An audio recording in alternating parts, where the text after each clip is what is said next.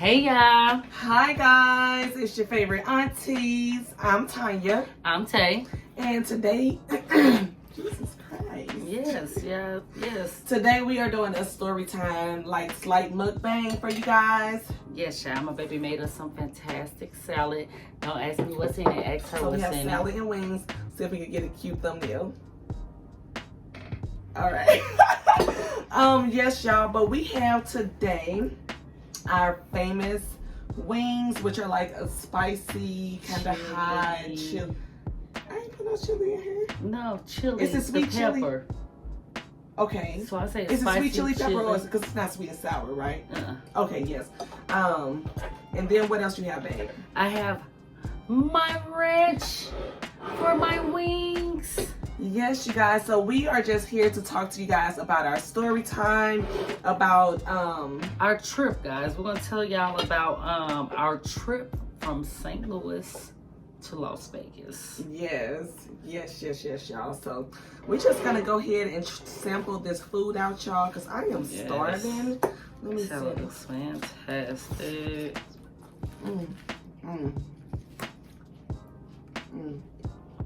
Y'all listen. There's absolutely nothing better than here in Valley Ranch, okay? Nothing better, okay? This salad is hitting. So,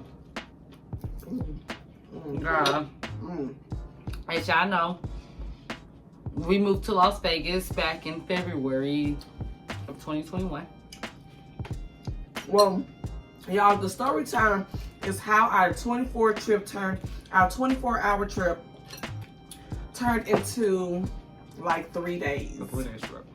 Because we had some complications. You know how it is when you get ready for a trip. You just be ready. You know, you made all of these plans, honey. But what they say, you could plan a pretty picnic, but you can't predict the weather, honey, girl. Sure can't. Girl, we didn't predict the weather that weekend. We had already planned out our way. It was supposed to take us 23 hours and 59 minutes to be exact. To get from St. Louis to Las Vegas. Yeah, but it took us 3 days. But we had to be here by Tuesday. It was a Tuesday. Yeah. It was like Tuesday, February 23rd or something like that. Yeah, and we left St. Louis at Friday. It was Friday? I thought it was Saturday. I want to say it was Friday because we planned on getting to Las Vegas and spending the day at the hotel. Remember, we were going to be tourists for the day. I remember that, y'all. Listen. So the pod arrived to the house. We packing up, you know, everything like that. Everything pretty much that we needed fit on the pod, okay? I need some more ranch, y'all. And I need to put some over here to dip my wings in. So we are packing, you know, up the pod and everything like that. We just had one pod, and that was cool. That whole process was cool. We hit the road and everything, and you know, we were doing fine. Y'all, up until the car started smoking. Hold on, y'all. Now, we had all the preventative maintenance done. The car checked out. It was clear. It was clear to go before we left. And yes, y'all, the car started smoking when we arrived in Oklahoma. Y'all, listen. At the border. I was in Oklahoma, was it? We were in Oklahoma it was in Oklahoma, babe. Yeah. Girl, the car stopped in Oklahoma. So we stopping at like a little toll pole or whatever. And y'all, you know, paying out the toll or whatever, y'all, we noticed the car is smoking. I'm under the hood. No lights. We like, what in the world? Nothing informing us. So we pull over to the side. Baby lifts up the hood. We're looking. We like, we don't even know where the smoke could be coming from. You know what I'm saying? So a good Samaritan pulled over and helped us. Yes, he did. He was a mechanic. He had been at work all day. He pulled over, he gave us a little bit of advice, told us he was going to actually come back and help us. And he had to go make a run, but he'll be right back to help us. So that was fantastic. That was good news. So there was a quick trip? Yep, that was a quick trip that we waiting on him. Right by where we pulled off. You know how sometimes you look at a bad situation and you're like, man, this is horrible, yada.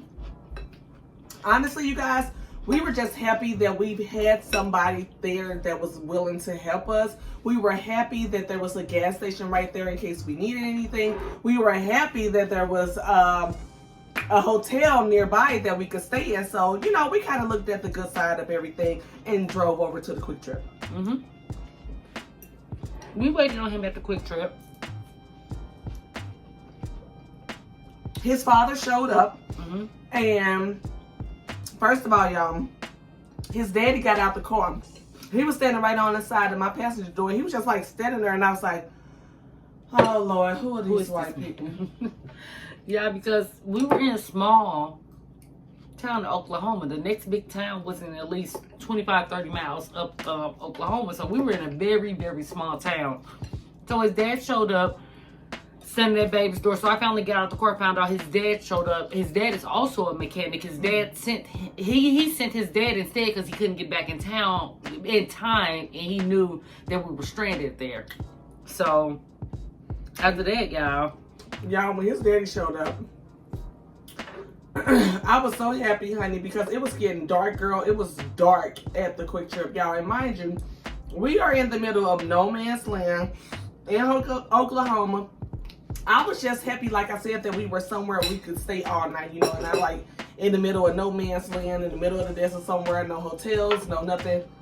So we were happy about that. So his daddy came. He was like, oh yeah, we can fix it tomorrow. To make a long story short, you guys can go to the little hotel, right up the way.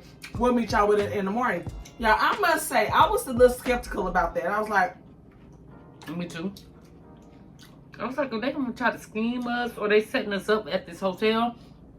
I watch a lot of movies and people work together, so I didn't know if we were being set up to go to this hotel and this way put all their people there when they break down. It was a challenge.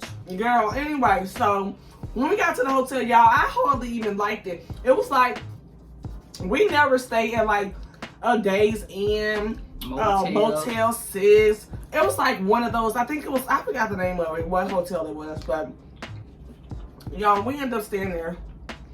It was cool or whatever for one night. The beds were absolutely uncomfortable. It was hard. You know how it is when you sleep in somewhere you really wasn't expecting. It just be different. You can't get the rest that you really want to get. So that's the way that it was. And I was like, when is breakfast? Y'all, so they had free breakfast. Girl, the breakfast was absolutely horrible. Oh, the coffee tastes like, what did I say? It tastes like cardboard when I was there. Everybody agreed. Everybody in there at the same time was like, yes, it does. I guess there was some sort of a cheerleading convention in town, because all of the mothers were there with their children and everything like that. So, y'all, yeah. So, yeah, that was day one. Day one. Day two. Wake up. Let's go check the car. Because the father did tell us the night before that he wasn't sure if it was something that may have leaked and then burned. So he thought it was pretty clear to go. So the next day, day two, we go see if the car starts smoking. He said, go to a car wash underneath the car. You should be good to go. Y'all, we went to the car wash, girl. You gotta get like the little underbelly or whatever. So we got that. Y'all, so when we first got it, drove off, y'all, the car was cool. It was not smoking. We was like, we on our way to take it. On our way. Y'all, girl, within like an hour, girl, the car started smoking again at another toll, like, what is this? Not a toll. It's a toll booth. Yeah, something like that. The highway toll booth. So we had to stop at another one, and we noticed that the car was smoking yet again. We still in Oklahoma. We pump still. We like, oh my God, there's absolutely nothing though in the area. So we pull off to the side. to go look for some mechanics and shit like that. Yeah, we was in a small town the second day, stranded in a small town called Strout, Oklahoma. It's about 30